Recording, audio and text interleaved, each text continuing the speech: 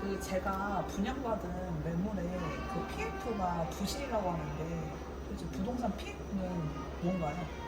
그 부동산 PF 사실은 정말 분양권 전체로 봤을 때는 핵심이에요. 건설사 부실로 인한 부도도 많고 또 그로 인해서 이제 줄도산 될까봐 되게 걱정하는데 거기에 되게 큰 요소가 부동산 PF입니다. 이렇게 말씀하시면 너무 어렵죠. 그러니까 부동산 PF를 한 단어로 표현해라 하면 대출입니다.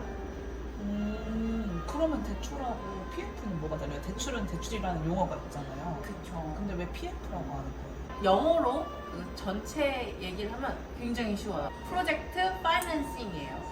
프로젝트 돈 이라고 할 수 있죠. 너무 간단하죠. 그러면 프로젝트 돈이라는 거 뭘까요? 어떤 목적이 있는 건가요? 그쵸. 그게 바로 대출과의 차이예요.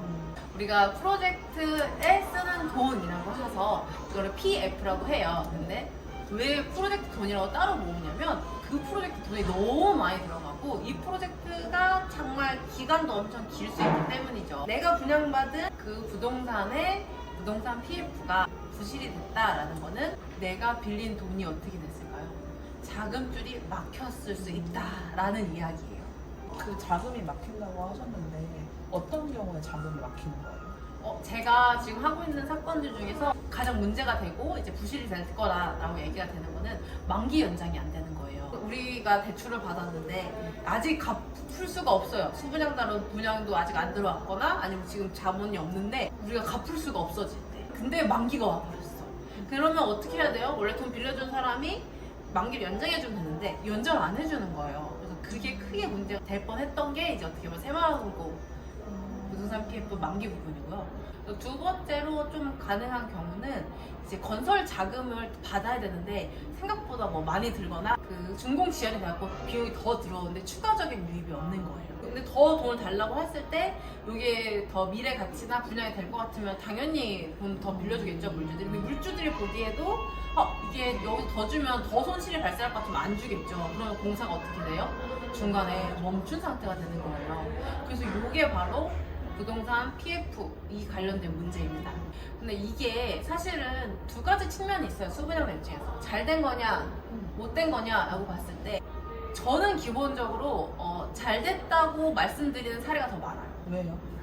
왜냐면 수분양자 분들 중에서는 이제 사실은 잔금을 치를 수 있음에도 불구하고 이 건이 이제 아닌 것 같고 더 큰 손실을 막기 위해서 하시는 분들 있지만 이 부동산 시장에서 만나는 많은 수분양자 분들은 정말로 잔금을 치를 여력이 없으세요. 그게 이유가 될 수 있다. 왜? 근데 그게 어떻게 연결이 되냐면 우리가 근데 입주 지연이 되지 않으면 우리는 어지간한 사유로 해제가 잘 되지 않습니다. 그리고 그 부동산도 지금 경기가 좋지 않기 때문에 우리가 엄청 열심히 그 합의를 하려고 해도 사실 쉽지는 않아요. 계약금 포기할게, 뭐 중도금 이자까지 포기할게 라고 해도 해제가 안 되는 경우가 많기 때문에. 근데 이게 부동산이 PF가 문제가 생기고 입주가 지연이 되고 그래서 이러한 과정에서 우리가 쓸 수 있는 그러니까 준공이 지연되다 보니까 입주가 지연되겠죠. 그럼 우리는 입주 지연에 의한 해제를 할 수 있는 거예요. 근데 물론 그렇게 해제했을 때 우리가 계약금을 돌려받고 뭐 중도금 이자 돌려받고 이런 건 못 할 수도 있어요. 하지만 잔금 의무에서는 벗어날 수 있는 그런 혜택이 있는 거죠. 그래서 제가 이제 이런 것들이 다 듣고 이제 우리 의뢰인분들마다 입장이 다르시니까 잘 됐다 못 됐다 하는 경우가 있어요. 사실 잘 못 되는 경우도 있어요. 이분들은 해제해서 끝나는 게 아니라 잔금에서 자유로워지고 싶은 거 이상으로 돌려받아야 되는 거죠.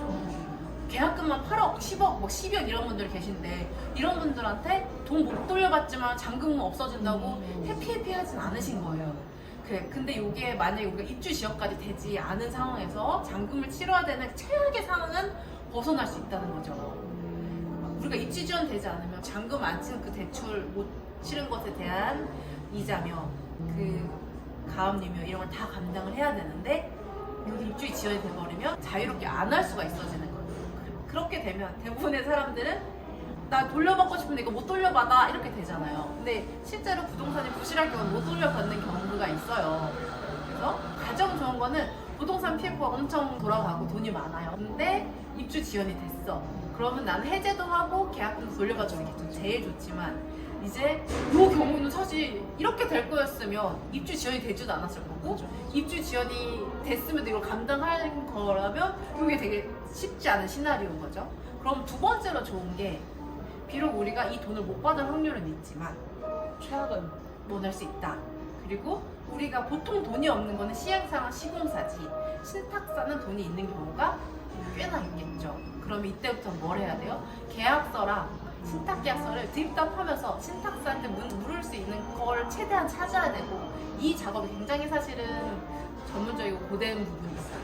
그리고 신탁사는 이런 것만 전문으로 하는 데기 때문에 이제 시행사나 시공사한테 갖고 있는 그런 페널티를 찾는 것보다 훨씬 더 어려운 작업이긴 해요.